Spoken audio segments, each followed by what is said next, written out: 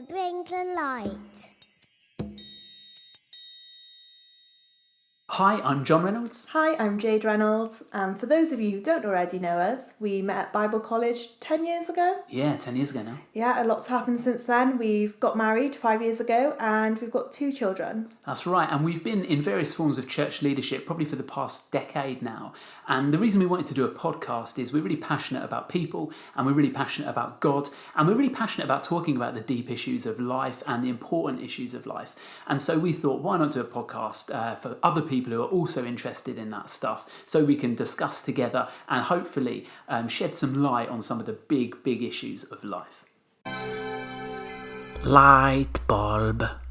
So I just want to say a big thank you to everyone who sent in their suggestions to our Instagram account, which is @BringToLightPodcast. There were just so many different topics, and I'm sure we'll get through as many of them as we can as it goes along. But what are we going to start off with on our first episode, John? Our first episode title is Can You Be a Good Person Without Being a Christian? Are there good people and bad people? Which is a really fascinating one and a great one to kick us off with. And so I guess, Jade, to begin with, I'm going to fire it over to you. If we're trying to work out what the difference is between good people and bad people, and is there such a thing, we really need to define what is good and what is bad. So how would you define those two things? Yeah, people can mean many different things when they use the terms good and bad. And so I think when we use the term good in this podcast, we're going to mean anything that is conducive to human flourishing. And when we use the term bad, we're going to basically mean the opposite of that. So anything that is destructive or damaging to human flourishing, whether that be in society, relationships, etc. Yeah, that's great. I think those are really helpful definitions. And I think when we test various actions, by using those definitions, it kind of helps us to understand why certain things are good or bad.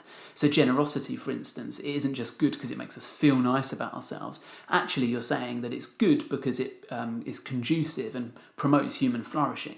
That is to say, if everyone was generous, then we'd live in a world where far more people would be benefited. And therefore, actions like greed, for instance, on the flip side to that, are bad, not just because they make us feel bad, because, they might not, but they're bad because actually they're not conducive to human flourishing. They cause destruction and pain. And we recognise that with greed. The reason it's bad is because if everyone were greedy, then lots of people wouldn't flourish in the world. And in fact, we probably see that as a reality now in the world, like people are suffering because of greed. Mm-hmm. I think that's a really good definition. And so, Jade, on the back of that, I want to know, what's the worst thing you've ever done? Ooh, going straight in there. It's our first episode. The worst thing you've ever done. I don't want people to hate me on our first episode. So, I don't know whether this is the worst thing I've ever I'm joking. done. You don't have to go for the very worst, but something bad, something where the average listener would judge you massively and think you're horrible.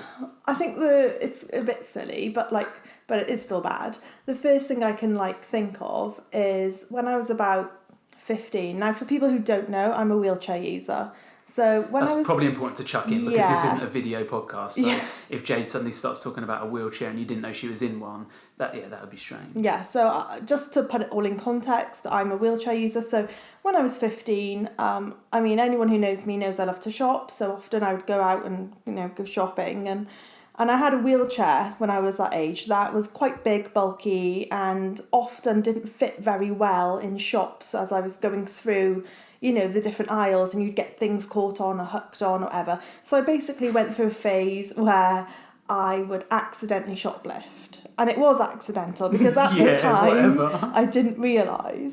And what would happen is things would get caught on the chair or they would slide between the wheel and the seat. I know this doesn't sound convincing, but I'm telling you this is real. Did I not pay for this plasma TV? No, but I would literally, the alarms wouldn't go off and I would be out of the shop, and I'd only realise when I'd get to my car and be ready to get out, and I'd be like, oh great, I've got a flipping necklace that's got caught on the back of my chair, and no one's noticed, and the alarms didn't go off. And then the first few times it happened, I did feel really bad, and I did awkwardly go back into the shop, and no, I didn't talk to anyone. I didn't actually say, sorry, this is what happened. I was too nervous to, so I secretly would put them back on the shelves, so put it back. But I probably looked more suspicious doing that than the original theft. But after a while, it just got a bit like, it was, a rubber from W.H. Smith. Like, am I really going to go back in for that? Yeah, it's bad, but I kept some stuff. Nothing big,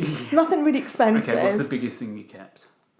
Like a necklace from Dorothy Perkins. It wasn't one that I even liked. It wasn't even one I liked. And I didn't even ever wear it. You still wear it to this day. You've got it on right now. No, it was like a £5 thing, which is bad. I know it's bad. Please don't judge me. But, yeah, that's probably the first thing that comes to mind. I'm technically a thief, but I justified it to myself, I was like, is it really worth going all the way back in for that? But if bad. And as we've already defined, that's bad for human flourishing, Jade. If every person in their wheelchair did that, there'd be no nexus left. I know, I feel really bad about it. You are scum. I hope they don't come after me now. But yeah, anyway, let's turn this around on you, John. What's the worst thing you've ever done? And I know it's got to be worse than me. I think I am a worse person than you, so it will be. So, okay, this is really embarrassing, this story. I don't know if I want to say it. No, you've got to know. So, okay, so there's a few things you need to... I was a child at the time. Okay, so like 7. Mm-hmm. And, okay, so I think I can say this on the podcast because my best man stitched me up with it at my wedding. So, like, a few hundred people heard it then. Oh, I know what's going to be. Yeah, come on, you've got to tell us. Tell us all, John. So, okay, so I'm 7, my brother's 5. We're in France. We're in one of those big tents. It's like a big campsite. And the toilet was a long way away. Okay, now I was the kind of kid, I'm still the kind of adult, to be honest, I'll let you into my little world, who wakes up in the middle of the night for at least 1, if not 2 wees a night. Yeah. And it's horrible, it's so frustrating. And I was like that as a kid as well. So me and my brother were in a compartment of the tent, sharing like this big bed. And in the middle of the night, we kept being like, and like the zip was so loud. I remember trying to do it so quietly as a kid, like, and it was like so loud round, and we had this just had a bucket like that was out in the kind of like main lounge area of it was one of those big tents you can walk around in, and so we'd like to have a wee in there, no solids, but we'd have a wee in there. Now I remember going out for the second time, and it was probably not even midnight or whatever, for a wee, and I think I'd had too much like fizzy drinks or something. We were on holiday, it was fun. And I remember my mum going, "If I hear that zip one more time..." And I remember thinking, it's fine. Like, this is my second wee. I'll be all right till the morning. Anyway, I woke up in the middle of the night, busting for another wee, like so desperate. And I was terrified that my mum wouldn't let me go to like the kids' club the next day if I like came out and unzipped it. Yeah, so what did you do, John? I decided to frame my brother. Shocking. So I unzipped his like sleeping bag, and then I weed on his on the crotch of his pajamas, so that it looked like he'd wet himself. How did he not wake up? I had no idea, and I was terrified he would as well, because I thought, what am I going to do if he wakes up halfway through and I've just like weeing on him and stuff? Like, what's he going to say? Like, what am I going to do? Be like, it's all a dream and stuff. So I just had to. I was just staring him dead in the eyes, like praying he wouldn't wake up, and he didn't. And in the morning, my mum was like, my mum tried to cover it up because it was like our first holiday with my stepdad. So my mum tried to cover it up, and she was like, she looked at my brother's trousers. She took them off in the morning because he was like, "Mum, I think I had an accident and stuff." And she looked at them, and then she smelled it and went, "Well, it doesn't smell like wee." I think she was just trying to cover my like brother's blushes in front of my stepdad. Aww. But I was sat there thinking, it does smell like wee. It definitely does. You're an awful brother. I am dreadful. I know, and I do feel really, really bad about that. How old were you? 7. 7. Shocking. Yeah, so old enough to know better, but young enough that I don't think it's like an arrestable offence. I think I saw something the other day on the back of that. I saw something the other day, and I think it's quite clear. I mean, obviously, my story is so much worse than Jade's. Yeah, so much worse. I'm actually livid that you've come up with some sort of accidental sin rather than a full-blown one. But like, I think I saw a post the other day that actually really almost offended me when I first read it, and I almost unfollowed the person who put it on Instagram. And it said this, it said, "Sometimes the toxic one is you." And I like hovered over the unfollow. I was like, oh, get lost. I was like, why are you attacking me like this? And then Jade knows that I don't necessarily take criticism that well. Yeah. And but actually, I felt so challenged by it that in the end I didn't unfollow them, and in the end I shared it as part of my story because I just thought that's so true. Like, I think toxic. We have like this whole idea that just get rid of the toxic people in your life. Like, you deserve to live a life free from toxic people. And I thought, gosh, that's such a challenge when it's so easy to finger point in today's society. But what happens when the toxic one is you? And I wondered, Jade, like, what would you say? I think one of my most toxic traits, I've even touched on it just then, probably is the fact that I get very defensive when I'm criticised straight away. Yeah. I'm so like keen to not be seen as toxic that my toxic trait is not being seen as toxic in any way. Yeah. What would you say your most toxic trait is?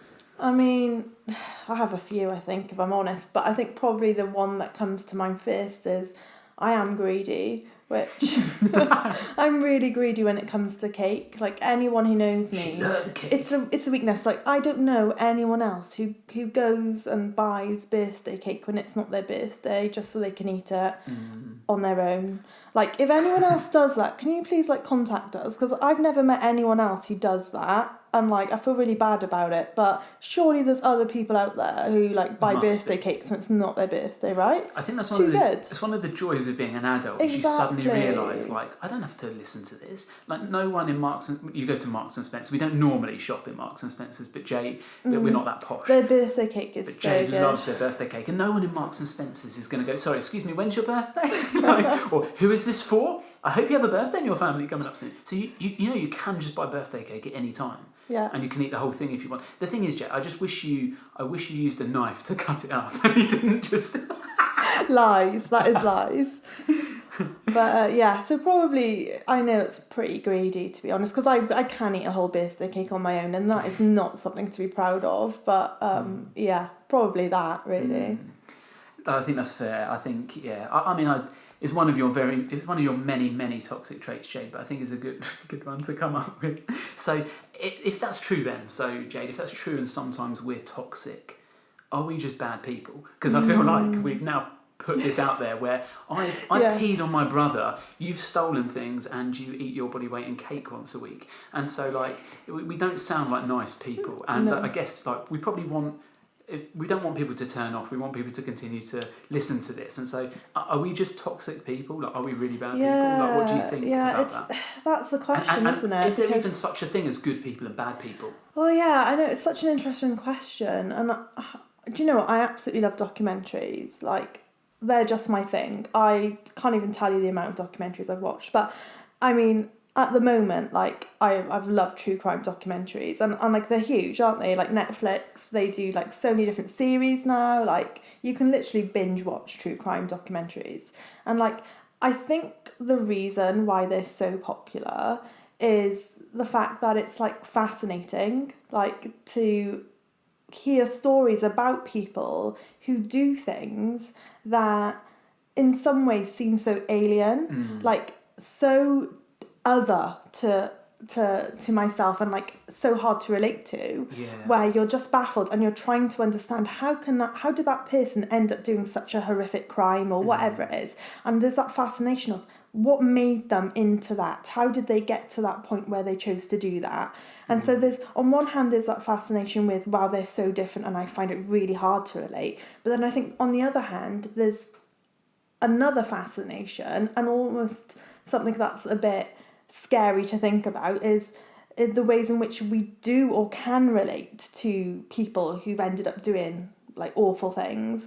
Like, and obviously there's a wide range of different things we could be talking about right now, but I think, you know, some people I don't relate to, but some people I think, wow, they just seem so normal. Like, recently, like, I love 24 Hours in Police Custody, like, it's great. And like, the most recent one, I literally watched it last week, was all about, like, this, they were trying to bust this massive drugs ring that was happening literally just down the road from where we live, like, not that far at all from where we live. And I always thought, like, and they were bringing huge amounts of, like, Class A drugs into the country. I mean, huge amounts. They were very rich, these people. And, like, when I think of drug dealers or like, you know, the gangs that are associated with like drugs and things like that, I always just think, wow, they must be really horrible people. You think of like really, narcos, yeah, like just drug barons. Yeah, just probably kill people for it, like, you know, but just really horrible people. Like, you wouldn't want to know them. They're probably really intimidating and scary, and you know that's the kind of image I'd have of them. But then watching this, they actually catch the top guy after a few months, and he's spoilers. Sorry, they do catch him, but they bring him into custody. And to be fair, the program's called 24 Hours in Police Custody. Yeah. It'd be a rubbish episode if they're like, and then there's just nothing. There's just police sat there with no criminal. But they bring him into custody, and like he's such a mild-mannered man. Like he speaks really well, and he's quite courteous to the police and everything. And this is like the top guy. He's got a villa in Spain. I mean, he's really wealthy. He's really like doing well off selling drugs, and so that took me aback a little bit. And then you see him, it's his son's birthday when they arrest him, and so they said to him, you can have a phone call with your son because it is his birthday. So they film, obviously the cameras are filming whilst he has the phone conversation, and I was just like so surprised because on the phone he was just like any other dad. He was really loving, you could tell he really loved his son. He was so like lovely in the way he was engaging with his son over the phone, and it was just like, whoa, this is so weird, because on one hand this is a bad guy, like people, they're bringing heroin, cocaine in, like people are dying off the substances that he is bringing into this country, but then he can be so loving with his own son whilst he's helping kill other people's sons and daughters. Like it's such like it's just not straightforward, is it? Because in that way it's like he's capable of doing like great evil, but also like has great love as well for his son. So I think you can't just define people as like purely good or purely bad. I think it shows like we're all capable of good and bad. Light bulb. I was watching another documentary as well last week. Another one. And it was called Berlin 1945. It's on BBC iPlayer at the moment. And it's all about basically how the Allied forces and the Red Army took Berlin. And basically that was effectively the end of the Second World War. And what was just really interesting in this documentary was the fact that the Russians got to Germany before the British and the Americans could get there. And so on their way to Berlin to finally defeat Hitler, they were coming across the concentration camps and they were freeing them. They were liberating the survivors. Amazing. And amazing. And you could just imagine, like, you know, to these survivors of concentration camps, these Russian soldiers were their saviours. They were the first ones who in years actually acknowledged their humanity, you know, and liberated them. And you can just, so to them, if you'd asked them, were the Russian soldiers good, they probably would have said, yeah, they're good. Yeah, really good for human flourishing. Yeah, they're freeing us from this pain and horrendous life we've been living. So, on that hand, they're good. But then later on, as they march on towards Berlin, they enter Berlin and they come across the German women who were hiding, trying to just stay out of the crossfire because it was obviously a battleground at that point. And they were going in and they were raping the women. And if you'd asked a German woman at that time, oh, the Russian soldiers, good, I don't think they would have been saying they were good, you know. No. To them, they were monsters, probably. Yeah. You know, they were doing the opposite of what they had done to the concentration camp survivors. They were actually not honouring their humanity and acknowledging it. And so, you know, it does depend who you ask. And I think we can all relate to, obviously, they're very extreme examples of that. But I think we all can relate to, you know, people not agreeing whether they like a person that they know. Definitely. You know, some people go, oh, I love that person, they're great. And another friend going, really? Yeah. I've always found them to be whatever. Well, let me tell you what they did here or whatever. And stuff. You know. So I think on a minor scale, we can all relate to that. So I think when you're making judgments about someone's goodness or their badness, I think it's just quite a difficult one because everyone has a different opinion. And I think if it's not rooted in something outside of yourself, it's very easy to let your emotions kind of take control. That's great. And I think that's spot on. And I think, exactly as you say, it's really hard to categorise people into good and bad from a human perspective as well, because we don't see the heart. Like morality isn't just as simple as our actions. Kind of motivation also plays a part, doesn't it? Like just because I do something good, or just because I do something bad, doesn't mean my motivation was bad. In fact, I've got a funny story on this, whereby I mean it's stupid. I was young. I was like year 7, and I was around my mate James's house, and I used to be really into rap. Don't judge me, but I used to be really into Eminem in year 7. Like loved it. And I remember his mum saying to us, I just don't get Eminem, it's just rude and it's horrible and like it's not music, is it? And you know when people say to you like, oh, you wouldn't understand, you're too young. Like not often people say that. I thought I'd just reverse that on her. So I went, oh, you wouldn't understand, you're too old. And then I was like, oh my goodness, like I've just met this friend's mum and I've just straight away been like basically called her an old granny. And I was like, I felt really bad and from that action, you could be like, yeah, it's a really horrible and rude thing to say, but my motivation wasn't rude. And there's a Bible verse that I think kind of sums this up really nicely. In the book of Samuel, God says, for the Lord does not see as man sees. For man looks at the outward appearance, but the Lord looks at the heart. And so I think that's why it's really hard for us to categorise people into good or bad, because sometimes we just don't know the motivation of people. We don't know what their motivation was. We don't know what the heart behind their actions were. And so I think when we don't know the full picture, it's clear there are big problems with us being the ones to decide who's good or bad, or if there's such a thing as a good or bad person. And there's a quote I love that helps us, I think, to kind of think about this a little bit more. And it says this, it says, the line that separates good and bad doesn't separate one group of people from another, but runs right down the middle of each of us. And I think when we reflect on our own experiences, we know that that's true. When we think about the drug dealer in police custody, when we think about the Red Army in Berlin, when we think about even people we know or even ourselves, we recognise, I want to be seen. I hope people mostly think I'm a good guy, but I know I'm not universally good. I know there's things in my life, like we spoke about at the start, like I pee on my brother and I can't take criticism. Like those aren't traits. Those aren't traits that I think Jesus showed. That's not they aren't the traits of a perfect man. They're the traits of a man who is imperfect. Light bulb. So obviously, Jade, our definitions at the start were biblically based, I would say, in that God says in Genesis, he says, this is good and this is good and this is good because it promotes the flourishing of humanity. And he says that this is sin when it is destructive or damaging to humanity. What would you say to people, though, who say, well, I'm not sure I believe in God, or why does God get to define this, what good and bad is? Why can't I just define it myself? Well, I think the issue with that is everyone has their own opinion of what is good and what is good for them. Yeah, true. And an example of that would be like I love to shop and I can get caught up in the whole fast fashion and wanting to buy clothing that is affordable, which I think is actually a good thing. I could see that as a good thing. I'm being financially wise and responsible with my money, but then also the systems that I'm then becoming part of when I'm engaging with that is the fact that is then contributing to the supply and demand of the sweatshops in India, where children are being paid hardly anything to make the garments that I want to wear.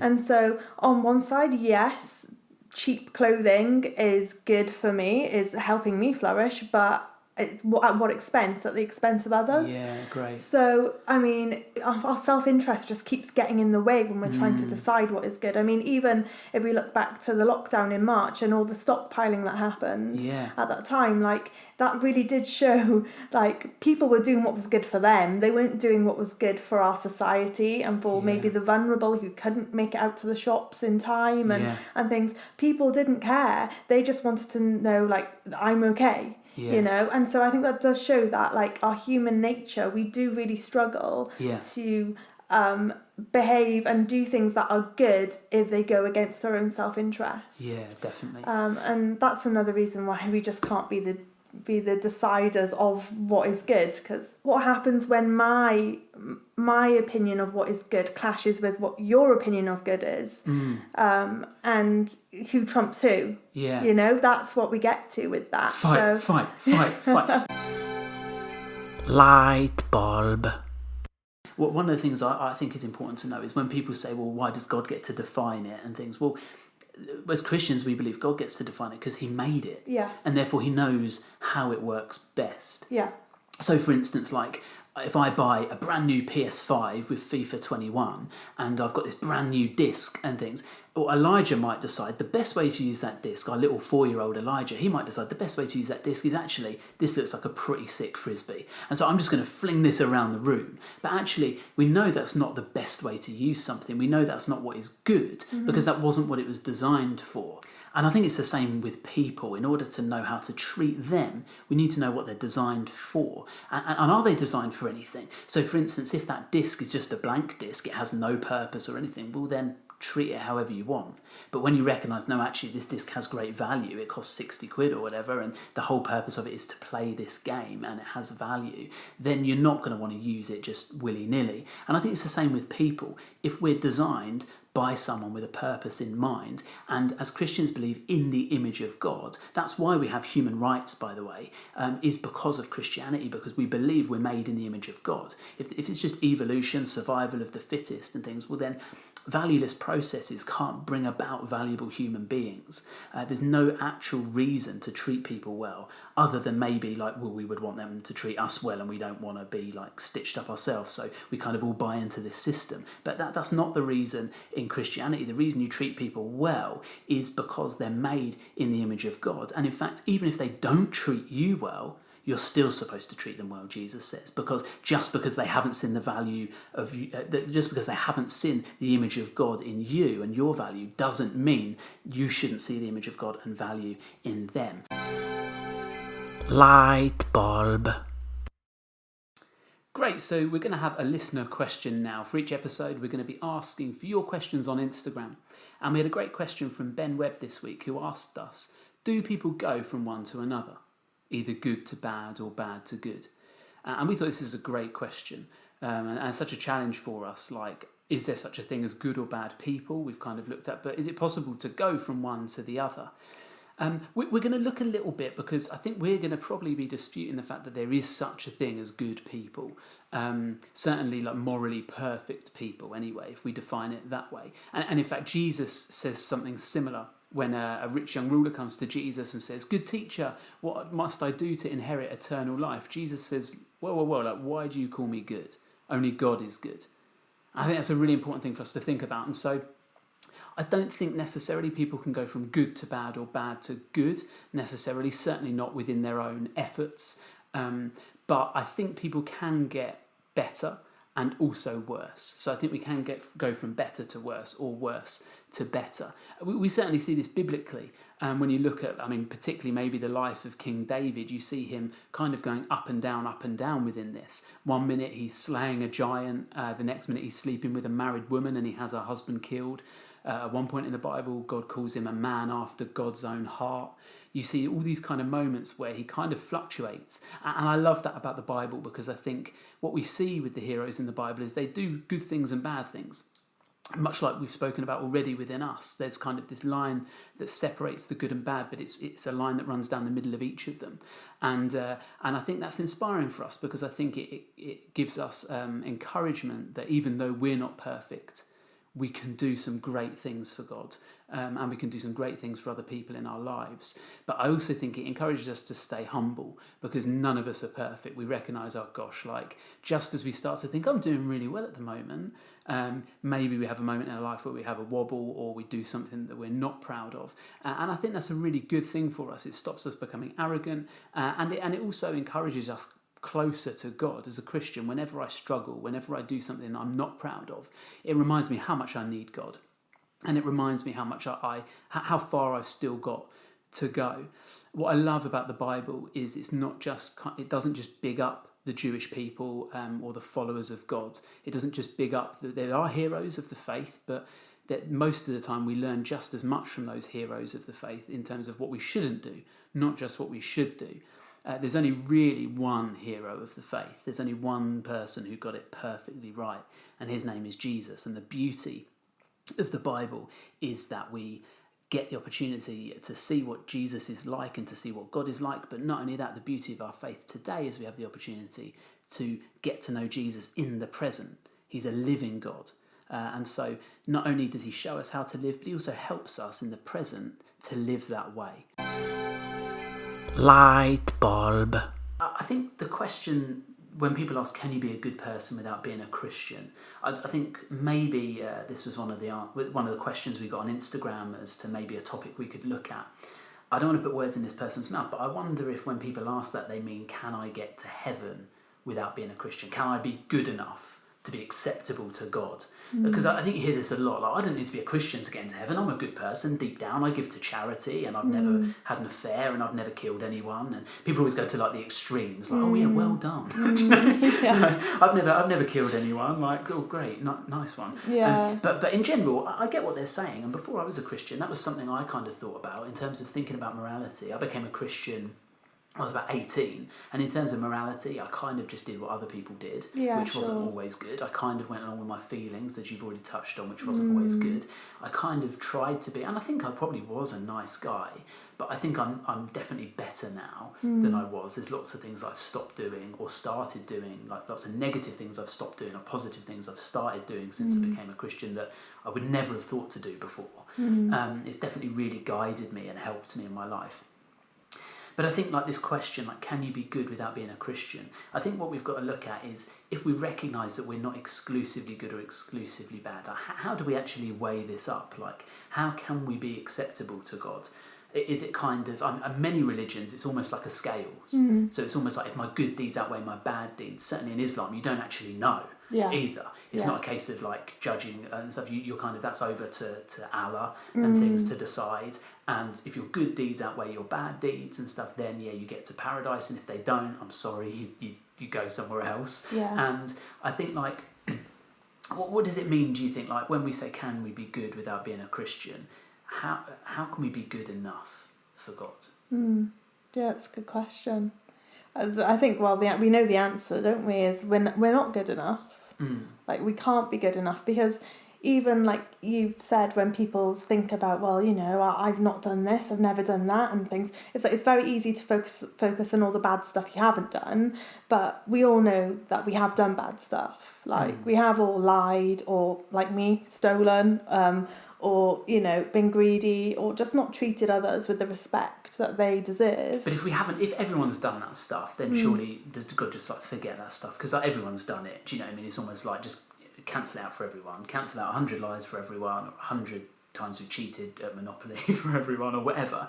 And kind of just, as long as we're like, if we're better than others, is it a kind of the top 20% of people or the top 50% of people get into heaven based on like how do you think like this works? And I think heaven is something, by the way, you might not necessarily believe in as a listener to this. However, if you've ever said, you don't have to believe in God necessarily, but if you've ever said when a loved one has died, rest in peace, I know you're up there looking down on me, like that kind of stuff. Like, we'll miss you, Nan, but I can't wait to see you again one day. If you've ever said that kind of stuff, deep down you do believe in heaven. If there's no heaven, they're not resting in peace. If there's no, where are they looking down from if there's no heaven?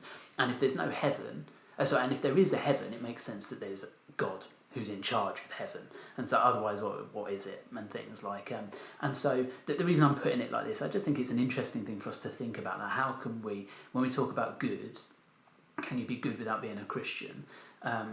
Like, I guess some of what we're touching on, or is helpful to touch on, is can we be good enough for heaven without being a Christian? Like, will there be people in heaven who aren't Christian?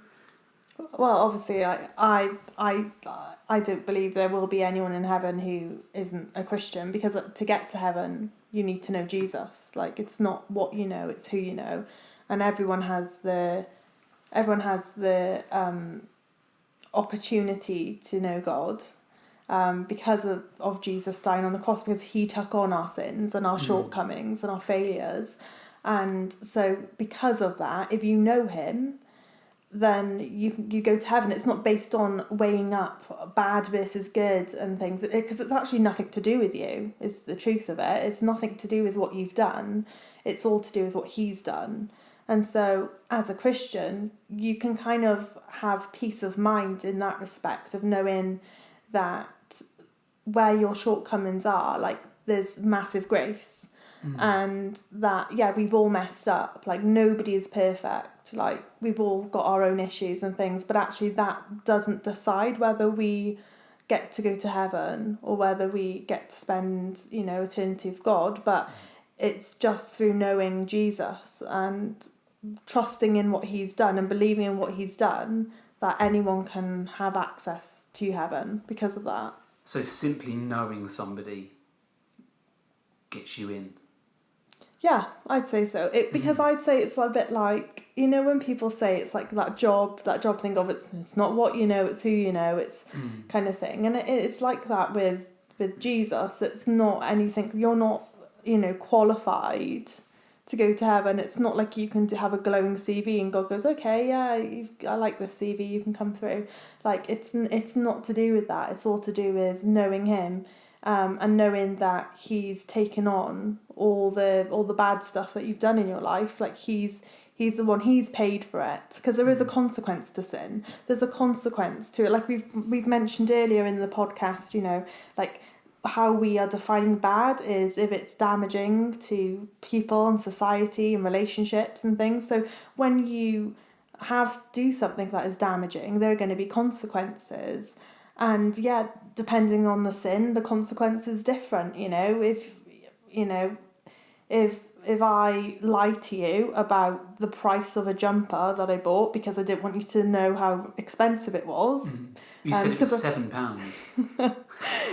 That's bad, that's lying, that's sin. But the consequence of doing that is very different to me being unfaithful to you, because that has wider reaching consequences for you, for me, for our family, for our friends, for everyone that knows us.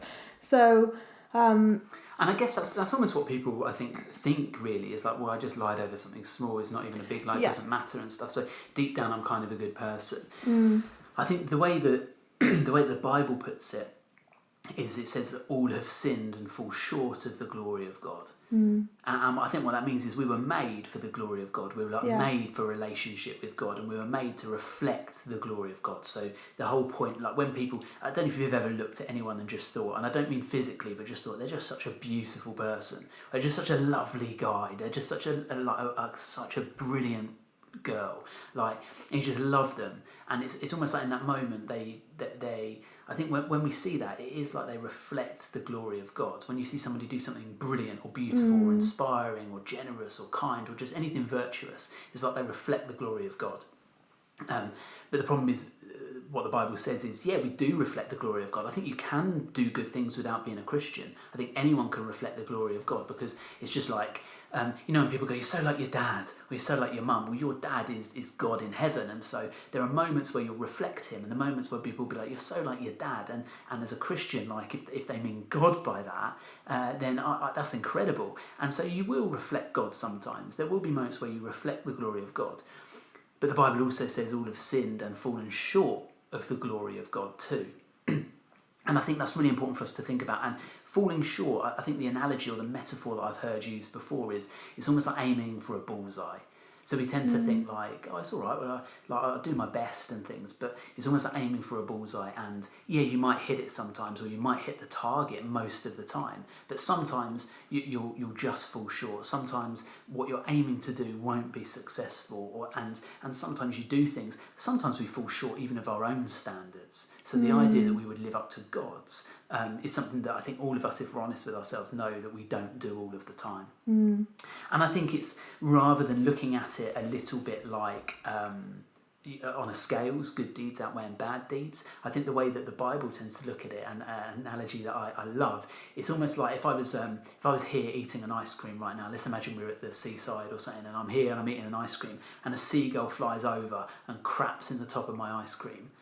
You're not going to go, well, 95% of my ice cream is still really good vanilla. You're going to go, no, that 5% of seagull poo means this whole thing is tarnished. Yeah. And that's how the Bible kind of looks at us. That's the way the Bible talks of humanity, is that there's badness in us at times. There are moments when we do bad things and we know we're doing bad things and we just rebel. And what's brilliant about the gospel, Jade's touched on it a little bit, is the only person who didn't do that is Jesus. This is what the Bible teaches us. The only person who didn't rebel is Jesus. And we'll probably look at justice in other ones, but I think it's important. None of us like bad stuff. Like, one of the big objections to suffering is, why doesn't God just get rid of all bad things? Like, if God can, why doesn't he get rid of all bad things? And the problem with that is we are part of that sometimes. Like, all have fallen short of the glory of God. Sometimes we don't reflect God very well. Sometimes we aren't nice people. And so if God gets rid of that badness, he either has to get rid of our free will, which we would say kind of infringes on our human rights, or maybe worse, he has to get rid of us entirely. And so there's a kind of a quandary there. And God loves us too much to do that. God loves us too much just to screw it all up and start again. He doesn't want to just absolutely nuke humanity. Instead, he wants to redeem humanity. And that's where Jesus comes in, as he sent his only son, is this perfect man, Jesus, to live a perfect life, to perfectly reflect what God is like, to perfectly reflect the glory of God that we've fallen short from, and to show us what God looks like as well.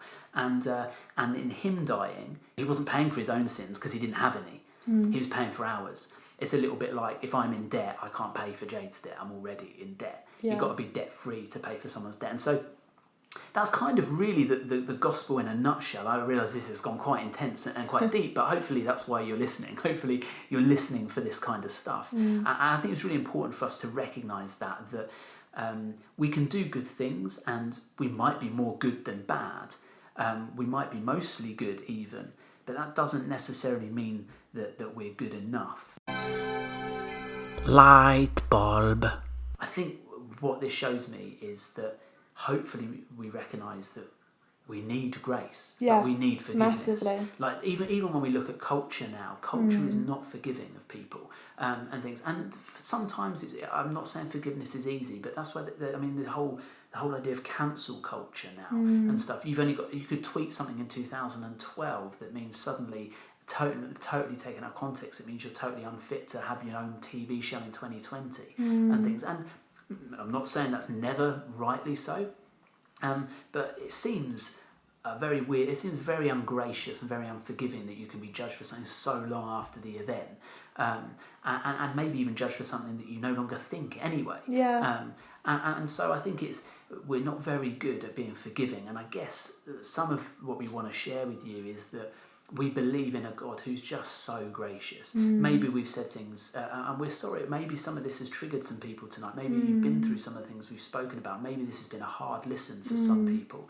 And maybe it's hard for you to forgive people, or maybe it's hard for you because you feel just completely dirty or demoralised or hurt by what we've spoken about, because you recognise it in yourself, and you recognise, well, I'm not the nicest person, actually.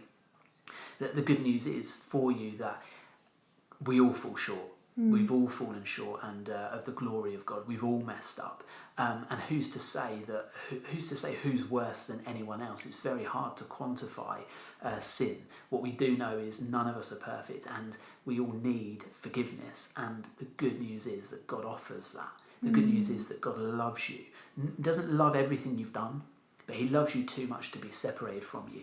In the same way, my little boy Elijah, who did our little welcome intro message, doesn't matter what he ever does, I will always love him.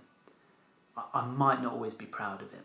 I'm sure I won't be. I'm sure there'll be some things he does in the future that will upset me, break my heart even, or make me really ashamed or disappointed in him.